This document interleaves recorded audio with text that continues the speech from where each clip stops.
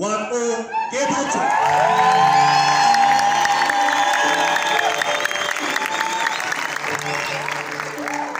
Sagantaa keenya toora isaa eeggatee gurri keessan dhagaheeraa kan arginne dubbistaniitu.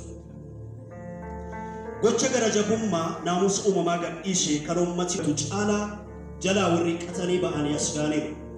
Oromiyaaf Oromoo jaallatan dandeettii qabaniin tajaajiluuf kutannoodhaan dirree keessa jiru. Madaan isaanii waan fayyeef miti. Waaqumfaa tuuliinfaa kan isaan isin kolfisiisuuf dhamaan aartiin Oromoo akka tarkaanfatuuf. Amma kan maatii